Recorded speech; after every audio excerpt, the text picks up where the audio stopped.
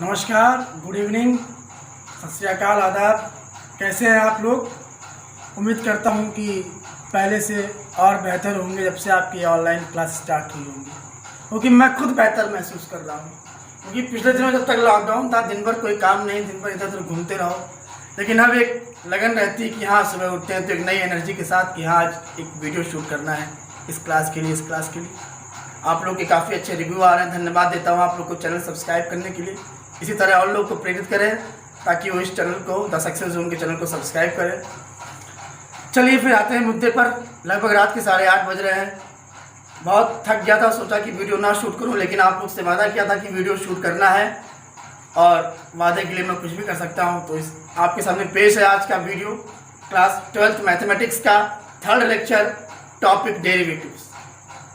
पिछले 2 क्लासों में हमने आकलन की आधारभूत संकल्पनाओं पर चर्चाएं की कि किस प्रकार किसी फलन का अपने प्रारंभिक मान से कम हो जाना ही आकलन है।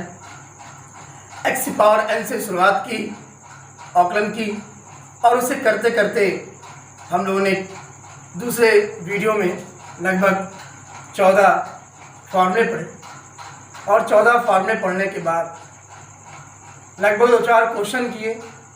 उसके बाद मैंने आपको होमवर्क दिया। उम्मीद है कि वो होमवर्क भी आपने कर लिया होगा। जिन बच्चों ने अभी तक वो होमवर्क नहीं किया है, मैं उनसे अपील करता हूं कि आप होमवर्क करते रहें। जब तक आप सेल्फ होमवर्क नहीं करेंगे तो वीडियो देखने का कोई मायने, कोई मतलब नहीं है। वीडियो देखने का रिस्पांस, रिजल्ट तब निकल कर आएगा जब आप आगे से आगे पढ़ते रहें, आगे से आगे चीज़ों को समझते रहें, मेरे द्वारा दिए जा रहे होमवर्क को अच्छे से करें। पिछले 2 क्लासों में मैंने चर्चाएं की, और पिछले 2 क्लासों में जो सेकंड क्लास थी वो काफ़ी इंपॉर्टेंट थी, क्योंकि उसमें मैंने आपको आकलन का मेन बेसिक जो x मानते हैं, यानी जिसकी वजह से आकलन नहीं हो पाता उसको x मान लेते हैं, और माने गए x का आकलन पुनः उसी के मल्टीप्लाई में करके हम लोग आगे बढ़ गए थे। ये हमने दूसरे वीडियो में सीखा था। एक और चीज़ सीखी थी कि जब प्लस और माइनस लगा हो, जब प्लस और माइनस लगा हो, उसके बाहर d/dx हो, तो d/dx का मल्टीप्लाई सभी टर्म में हो जाता है, अर्थात प्लस और माइनस मौजूद होने पर आकलन अर्थात d/dx सभी में वितरित हो जाता है। ये मैंने पिछली कक्षा में चर्चा किया था। आज मैं तीसरी क्लास में आपके सामने हूँ। तीसरी क्लास को स्टार्ट करने से पहले दूसरी क्लास के फिनिश में मैंने बताया था आपको ये 2 फॉर्मूले, जिसे मैं फिर से एक बार बता रहा हूँ कि जब 2 फलन गुणा में एक साथ लिखें, क्योंकि प्लस और माइनस पढ़ने के बाद बात आती है मल्टीप्लाई और डिवाइड के ऊपर। तो मल्टीप्लाई और डिवाइड के लिए डेरिवेटिव के पास जो रूल है वो आपके सम्मुख है, इस पर आप फोकस करें। जब 2 फलन गुणा में एक साथ लिखे हो, जैसे मान लीजिए आपके पास एक फलन है fx और दूसरा है gx, आपने y बराबर fx इंटू gx लिख दिया। आपने इन दोनों फलनों को अगर एक साथ लिखा और अगर इसका आकलन करेंगे तो क्या आएगा? First d/dx of second plus second d/dx of first. प्रथम पद द्वितीय का आकलन, हिंदी वाले ध्यान से देखिए, प्रथम पद द्वितीय का आकलन प्लस द्वितीय पद प्रथम का आकलन। ये था जब 2 फलन एक साथ मल्टीप्लाई में लिखे। 2 से अधिक भी लिखे हो तो भी कोई दिक्कत नहीं, आगे बताऊंगा सवाल। इसके बाद जब 2 फलन अंश और हर के रूप में लिखे हो, तब मेरे प्यारे बच्चों उसका आकलन करने का क्या लहजा होगा, क्या मेथड होगा? हर d/dx ऑफ अंश माइनस अंश d/dx ऑफ हर अपॉन हर का होल स्क्वायर। सीबीएसई वाले बच्चे ध्यान दें, denominator d/dx of numerator minus numerator d/dx of denominator upon denominator का होल ऑफ स्क्वायर। इसमें आप first differentiate of second function plus second differentiate of first function. इसी को समझाने के लिए मैंने ये बगल में आपके सामने 4 क्वेश्चन लिखे हैं। इन चारों क्वेश्चन को मैं बारी बारी से बताऊंगा। उसे बताने के बाद मैं आपको लगभग यहाँ पे 6 से 7 क्वेश्चनों का होमवर्क दूंगा। उस होमवर्क के बाद हम चर्चा करेंगे इनवर्स फंक्शन क्या होता है, आइलेट का कंसेप्ट क्या होता है, इनवर्स फंक्शन का आकलन कैसे होता है, इसका सूत्र क्या होता है। इन सब पर आगे चर्चाएं आने वाली हैं। मैंने आपको बता रखा है आकलन पर कम से कम 10 वीडियो आएगा मेरा। उन सारे वीडियोस को अगर आपने देख लिया तो आप जेईई एडवांस जे मेंस तक का डेरिवेटिव आराम से कर सकते हैं। ये चैलेंज है मेरा, एनडीए की तो कोई बात ही नहीं, ईओआईईई का आप बड़े आराम से बेहतरीन तरीके से मुझसे पढ़कर एग्ज़ाम क्रैक कर सकते हैं। तो आप लोग ध्यान से देखिए, मैं चारों क्वेश्चन चल रहा हूँ बताने से, बारी बारी से आप इस पर फोकस करिए। बच्चे पहला जो क्वेश्चन लिखा है हमारे सामने, वो लिखा है y बराबर sign x into cos x. जो लोग नोट करना चाहें नोट कर लें, y बराबर sign x into cos x, तो डिवाई बाई डी एक्स का मान बताइए। पहला क्वेश्चन, y बराबर sign x into cos x, तो डिवाई बाई डी एक्स का मान। मैंने कहा था सवाल को बताने के लिए एक ही चीज़ है, लगाने के लिए method starting differentiate with respect to x मैंने बता रखा है। आकलन करने से पहले ये बताना जरूरी है कि आप आकलन कर रहे हैं मेरे प्रिय विद्यार्थियों, इसलिए एक्स के सापेक्ष आकलन करने पर या differentiate with respect to x इतना लिखना अनिवार्य। इतना लिखने के बाद d Y over D x is equal to d y d x sine x into cos x. इतना करने के बाद सारे बच्चे ध्यान देंगे, इसमें से किसी एक को फर्स्ट मान लीजिए, किसी एक को सेकंड मान लीजिए। इस बात की लड़ाई नहीं है कि फर्स्ट कौन है सेकंड कौन है, जो आगे दिखे उसे फर्स्ट, जो बाद में दिखे उसे सेकंड। अगर आप चाहें तो इसे फर्स्ट इसे सेकंड माने तो भी कोई आपत्ति नहीं है। जरा चर्चा करिए आगे। अब फॉर्मूला क्या है, first d by d x of second plus second d by d x of first. इतना लिखने के बाद में d Y over D x is equal to sine x cos का आकलन। अब बच्चे आप समझ गए होंगे कि फॉर्मूले की अहमियत कितनी है। वो 14 फॉर्मूले जो मैंने आपको लिखाए थे मेरे प्रिय विद्यार्थियों से याद कर लें, याद कर लेंगे तो आपको आसानी रहेगी। कॉस का आकलन माइनस का sine x plus cos x, sine का आकलन कॉस एक्स। अब देखो ना मेरे प्रिय विद्यार्थियों, बहुत से बच्चों के अंदर कंफ्यूजन होता है कि साइन एक्स के बाद ये माइनस साइन एक्स है, बिल्कुल सही है, परंतु उसके पहले ये इंटू है, इसे मत भूलें। तो साइन और साइन का गुणा कराएंगे तो क्या बन जाएगा, हाँ वेरी गुड, जो आप बोल रहे हैं वही बनेगा। साइन स्क्वायर एक्स, लेकिन ये माइनस है, इसको आप आगे सम्मान से लगा दीजिए, प्लस कॉस और कॉस का मल्टीप्लाई करेंगे, ये बन जाएगा कॉस स्क्वायर एक्स। अब देखो ना, इसको आगे पीछे करके लिखो, तो D Y over D X बराबर cos square X minus sine square X. मेरे प्रिय विद्यार्थियों, ये जो फॉर्मूला है ये कॉस टू एक्स का फॉर्मूला है। जिसको नहीं पता है वो दिमाग में रखिए कि कॉस टू एक्स के 4 फॉर्मूले होते हैं। पहला होता है 1 माइनस 2 साइन स्क्वायर एक्स, दूसरा होता है 2 कॉस स्क्वायर एक्स माइनस 1, तीसरा होता है cos square X minus sine square x, और चौथा होता है 1 minus tan square X upon 1 plus tan square x. तो आप समझ गए होंगे कि कॉस टू एक्स के 4 फॉर्मूले होते हैं। आपको आगे काम हो सकता है इसी कैटेगरी में।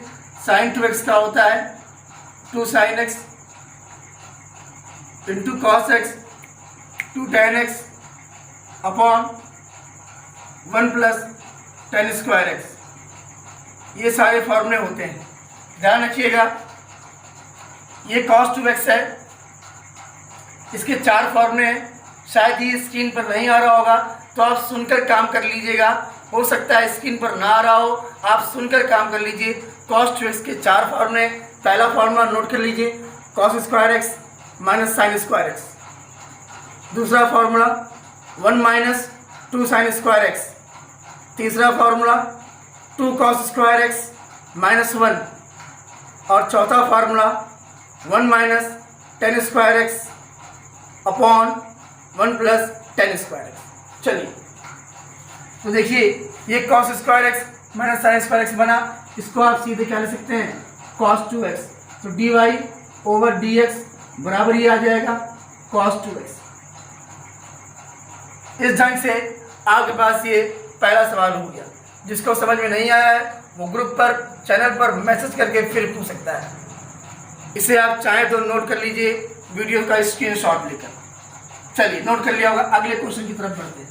अगला क्वेश्चन देखिए हमारे पास है, मैं एक एक फॉर्मूले पर 2-2 सवाल बता रहा हूँ, बाकी अगर आपके पास कोई समस्या है, कोई क्वेश्चन है, तो निसंकोच आप उसे कमेंट्स बॉक्स में लिखकर पूछ सकते हैं। दूसरा क्वेश्चन, y बराबर e की power x into sine x.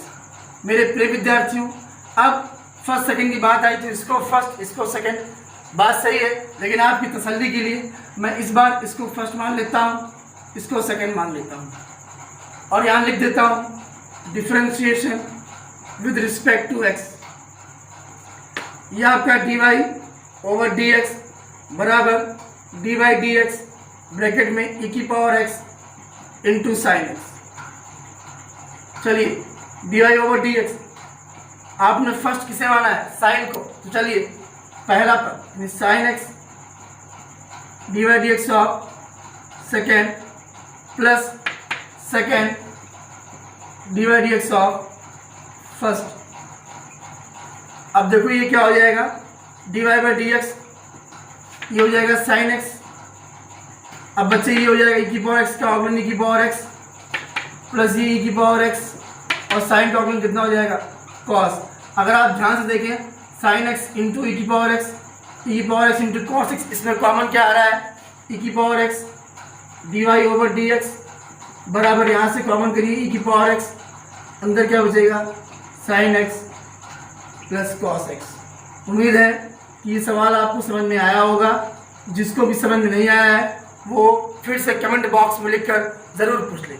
देखिए मैंने क्या किया, इसे फर्स्ट इसे सेकंड किया, फर्स्ट इसको माना है, सेकंड इसे माना है। Formula first d by d x of second plus second d by d x of first. Sine x को साइन एक्स लिखा, ई की पावर एक्स का डेरिवेटिव ई की पावर एक्स, ई की पावर एक्स को एज इट इज वैसे लिख लिया, साइन का derivative cos x. Finally we have a common is e की power x, after common we have a result. So guys, if you have problem, then you can definitely ask in my comment box. So now the last thing is question number 3 and question number 4. According to question number 3 and question number 4, we are getting the second formula of numerator and denominator. Means question number तीसरे और चौथे को देखने के बाद आपको numerator और denominator का कॉन्सेप्ट आपके दिमाग में आ रहा होगा, जरा उस पर फोकस करते हैं। संभवतः इसे आपने नोट कर लिया होगा, रफ कर देता हूँ और अपने थर्ड क्वेश्चन की तरफ आता हूँ। चलिए थर्ड क्वेश्चन हमारा है y इज इक्वल टू ई की पावर x अपॉन में साइन x। अब चलिए इसको अंश परिहार से लगाते हैं, न्यूमरेटर और डिनोमिनेटर के कॉन्सेप्ट से लगाते हैं। तो ये आपका अंश है और ये आपका हर है, ये न्यूमरेटर और डिनोमिनेटर। चलिए differentiation with respect to x, x के सापेक्ष आकलन करने पर dy over dx is equal to dy dx e की power x upon sine x। Formula क्या था, हर dy dx ऑफ अंश, हर में क्या है साइन x, हर dy dx ऑफ अंश माइनस अंश dy dx ऑफ हर अपॉन हर का whole of square. dy over dx बराबर ये साइन x e की पावर x का अवकलन e की पावर x रहेगा माइनस e की पावर x साइन का अवकलन कॉस हो जाएगा और ये आ जाएगा साइन x का होल ऑफ स्क्वायर। अब देखो ना, साइन x इंटू ई की पावर x माइनस ई की power x into cos x, common क्या रहा ऊपर से ई की पावर x, आप कॉमन ले लीजिए। फाइनली क्या बचेगा अंदर, sine x minus cos x upon sine x का होल ऑफ स्क्वायर। मेरे प्रिय विद्यार्थियों, आप देख लीजिए, जहां ना आए निसंकोच बिल्कुल निर्भीक होकर आप मैसेज करिए। मैं आपका गुरु हूं, जरूर आपकी समस्याओं को उठाऊंगा, जो नहीं आएगा उससे अवश्य बताऊंगा। अंश बटे हर के कॉन्सेप्ट से, न्यूमरेटर और डिनोमिनेटर के कॉन्सेप्ट से हुआ है। यहाँ पर ये न्यूमरेटर है, ये डिनोमिनेटर। फॉर्मूला क्या है, denominator D by d x of numerator minus numerator D by d x of denominator upon denominator का होल ऑफ स्क्वायर। हमने न्यूमरेटर और डिनोमिनेटर सब्स्टिट्यूट कर दिया है, सॉल्व कर लिया है, डेरिवेटिव लिखा है और हमारे पास आंसर। उम्मीद करता हूँ आपको समझ में आया होगा। जिसको नहीं समझ में आया निसंकोच पूछे। आज का ये चौथा क्वेश्चन हमारे सामने आने वाला है, इसे आप फटाक से स्क्रीनशॉट ले लीजिए। उम्मीद है कि आपने स्क्रीनशॉट ले लिया हो।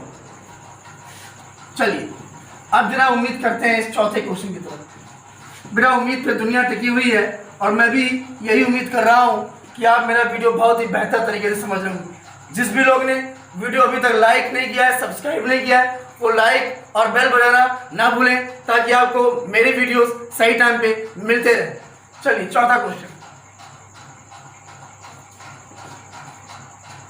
y बराबर 5 की power x upon log x। तो dy बाई डी एक्स की हमसे रिक्वायरमेंट है। मेरे प्यारे बच्चों 5 की पावर x, बहुत से लोग भ्रमित हो गए ये एकदम से, ये 5 की पावर x ये नई बला कहाँ से आ गई। मेरे प्यारे बालकों और बच्चियों, विद्यार्थीगण जो भी इस वीडियो को देख रहे हैं, 5 की पावर x का मतलब है a की पावर x। अगर आपको ध्यान हो, मैंने दूसरी क्लास में जो 14 फॉर्मूले लिखे थे उसमें a की पावर x का अच्छे से लिखा था। जिसको नहीं मालूम मैं यहाँ लिख देता हूँ। यहाँ पर d y d x a की पावर x का अवगुण होता है a की power x log a base e. मेरे प्रिय विद्यार्थियों, अगर आप बेस ई लॉग में नहीं लिखेंगे तो भी कोई दिक्कत नहीं है। आगे मैं बताऊंगा कि क्यों नहीं लिखेंगे तो दिक्कत नहीं है। आगे मैं बताऊंगा कि log x और log x बेस ई दोनों का मतलब एक ही होता है। जरा याद रखिए। अब फिर से वही चीज आप लिखिए, differentiation with respect to x dy over dx dy dx 5 की power x upon log x। चलिए जरा ध्यान देते हैं इसको। हर dy dx ऑफ अंश माइनस अंश dy dx ऑफ हर और अपॉन में हर का होल ऑफ स्क्वायर। आगे dy over dx is equal to log x को इट इज वैसे लिखा और 5 की पावर x की तुलना कराई। ये लिखा है a की पावर x और ये लिखा है 5 की पावर x। तुलना करो, यहाँ x यहाँ x यहाँ a यहाँ 5। After the comparison we are getting a is equal to 5। मतलब जहाँ पर a है उसको सब्स्टिट्यूट किससे करना है हमें, 5 से। जहाँ पर a है उसके दर पर, उसके स्थान पर, उसके जगह पर 5 लिख दो मेरे प्यारे बच्चों। फॉर्मूला लिख दो। तो यहाँ से क्या आएगा, 5 की power x into log 5 minus 5 की पावर x और log x का अवगुण कितना होता है 1 अपॉन x और टोटल अपॉन यहाँ से क्या आ जाएगा log x का होल ऑफ स्क्वायर। अब देखिए log x इंटू 5 की power x, log x into 5 की पावर x log 5। ध्यान से मेरे प्रिय विद्यार्थी देखिए, log x और इसका डेरिवेटिव 5 की पावर x log 5 आ गया माइनस 5 की पावर x और 1 अपॉन x। यहां से लगा है माइनस, मतलब ये माइनस के बगल में एक टर्म, ये माइनस के बगल में यहां से लेके यहां तक ये एक टर्म। इस पूरे टर्म में और इस पूरे टर्म में कॉमन क्या है, ध्यान से देखो 5 की पावर x कॉमन है। तो जैसे ही आप 5 की पावर x कॉमन करेंगे क्या बचेगा, log x into log 5 minus 1 upon x और इस पूरे के अपॉन में क्या आ जाएगा log x का होल ऑफ स्क्वायर। यही हमारा आंसर है। उम्मीद करता हूं कि चारों क्वेश्चन आपको समझ में आया होगा। फिर देखिए क्या किया हमने, ये न्यूमरेटर था, ये डिनोमिनेटर था। जहां पर न्यूमरेटर वहां पर न्यूमरेटर, जहां पर डिनोमिनेटर वहां पर डिनोमिनेटर, जहां पर अंश वहां अंश, जहां हर वहां हर। सूत्र में रख दिया, अवकलन कर लिया, हल कर लिया। कैमरामैन से चाहूंगा कि इस जगह पर आप भैया फोकस कर दीजिए, उमेश भैया, ताकि सभी लोग इस आंसर को देख लें कि ये आंसर क्या है। उसके बाद आप मुझ पर फोकस कर दीजिएगा। तो इस प्रकार से ये चारों क्वेश्चन हो चुके हैं। मैं चाहूँगा कि इसे आप नोट कर लें। इसे नोट करने के बाद मैं अभी आपको यहाँ पर लगभग 7 से 8 क्वेश्चन का एक असाइनमेंट दे रहा हूँ। उस असाइनमेंट को आप कर लीजिएगा और आगे इनवर्स फंक्शन क्या होता है, उसके डेरिवेटिव क्या होते हैं, उस पर चर्चा करेंगे। फटाक से सभी लोग इसका एक स्क्रीनशॉट ले लें अपने पास।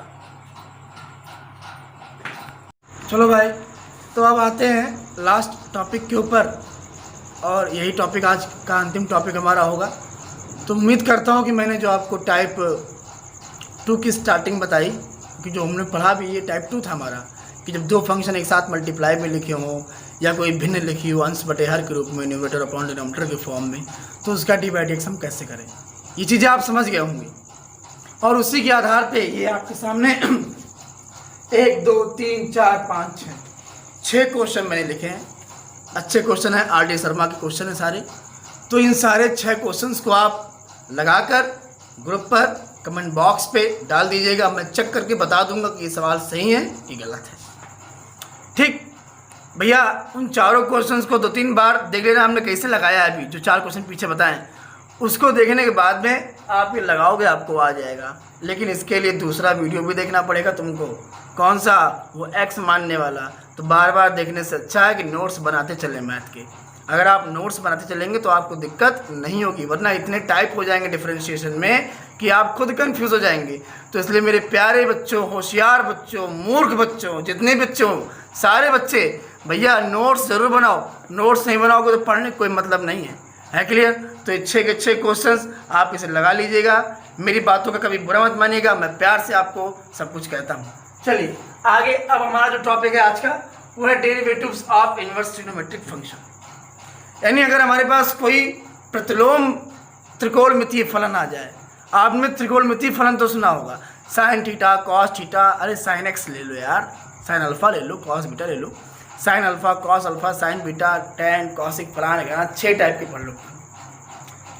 तो ये थे आपके ट्रिग्नोमेट्रिक फंक्शन। लेकिन मेरे प्रिय विद्यार्थियों, इन ट्रिग्नोमेट्रिक फंक्शन के बाद भी कुछ चीज़ें और हैं, और वो आपका है इनवर्स ट्रिग्नोमेट्रिक फंक्शन। इनवर्स का मतलब होता है किसी चीज़ का प्रतिलोम हो जाना। मैं अगर आपसे कहूँ कि 2 का व्युत्क्रम क्या होगा, तो आप 2 के बटे में पहले 1 मानोगे और इसका व्युत्क्रम बताओगे इनको 1 बटे 2। मैं आपसे कहूँ 3 का व्युत्क्रम क्या होगा, तो आप 3 के बटे में 1 मानोगे, बोलोगे 1 बटे 3। मैं आपसे कहूँ 2 बटे 3 का व्युत्क्रम क्या होगा, आप फटाक से 3 बटे 2 बोलोगे। मैं आपसे कहूँ x का व्युत्क्रम क्या होगा, आप बोलोगे 1/x। है क्लियर? तो वैसे ही व्युत्क्रम साइन कॉस टेन का भी होगा। व्युत्क्रम से आपके दिमाग में 10th का रेसिप्रोकल फार्मूला चल रहा होगा, साइन बराबर 1/cos। ठीक है, वो रेसिप्रोकल फार्मूला है और ये इनवर्स फार्मूला है, थोड़ा सा अंतर है। आइए फोकस करते हैं। अगर कहीं लिखा है आपके पास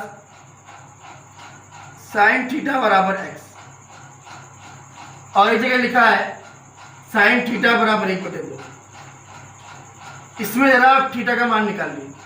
तो आप क्या करेंगे, साइन थीटा बराबर साइन 30 ले लेंगे, यहाँ पे आप तुलना कराएंगे, तुलना करने के बाद में इसे आप ऐसे कैंसिल करेंगे और थीटा बराबर लिख देंगे 30। बिल्कुल सही है, गलत नहीं।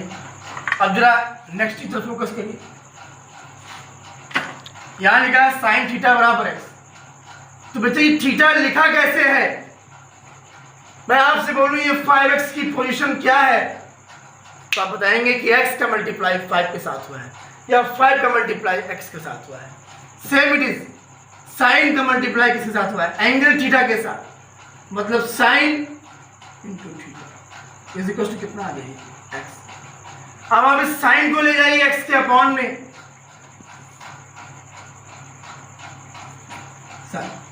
मेरे प्रिय विद्यार्थियों, अगर 1/10 लिखा है, हम चाहते हैं कि हर गोल हो जाए, हर में कुछ ना रहे, तो इस 10 को ऊपर ले जाना हमारी मजबूरी बन जाएगी। जब आप इस 10 को ऊपर ले जाएंगे 10 की घात हो जाएगा -1। जरा यहाँ देखिए, यहाँ लिखा हुआ है, क्या बनेगा ये, ऊपर जाएगा तो 2 गुणे 10 पर घाते 3। जहाँ घात दिख रही है वहाँ पे तुरंत आप इसका चिन्ह बदल देंगे, -3 कर देंगे। यहाँ घात नहीं है, जहाँ घात नहीं है वहाँ 1 होती है, जहाँ घात नहीं है वहाँ घात कितनी होती है, 1 होती है। 10 की घात 1 है, ऊपर जाएगा घात हो जाएगी -1, मेरे प्रिय विद्यार्थियों, यहाँ घात कितनी है? 1 है। ऊपर जाएगी तो ये घात कितनी आएगी? -1। तो थीटा बराबर यहाँ से आएगा साइन घात -1 और क्या लिखा है? x। तो ये जो आपका बन के आ रहा है, ये चीज इसे बोलते हैं इनवर्स फंक्शन, अर्थात इसे पढ़ेंगे साइन इनवर्स x। क्या पढ़ेंगे? Sine inverse x।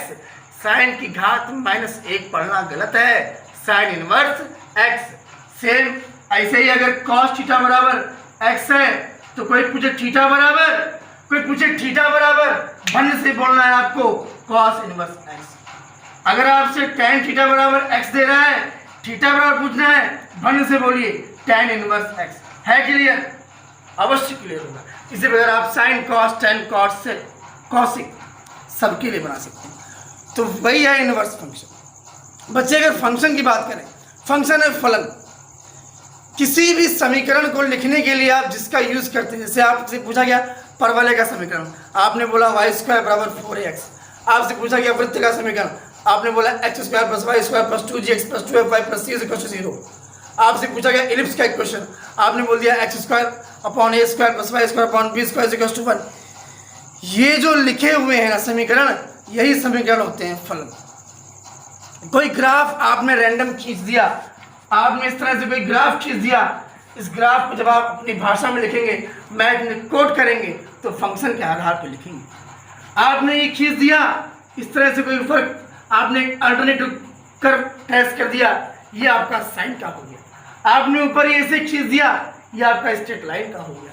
कहने का मेरे मतलब है कि जो चीज, जो वक्र, जो कर्व हमें प्राप्त होते हैं, इन कर्व के जब समीकरण लिखे जाते हैं तो वो समीकरण हमारे फलन बन जाते हैं। फलन बहुत प्रकार के होते हैं, लेकिन आपके स्तर में जो प्रयोग होते हैं वो आइलेट होते हैं। आइलेट प्यारे बच्चों, आई मतलब इनवर्स फंक्शन, एल मतलब लॉगरिथम फंक्शन, ए मतलब अलजेब्रिक फंक्शन, टी मतलब ट्रिग्नोमेट्रिक फंक्शन, ई मतलब एक्सपोनेंशियल।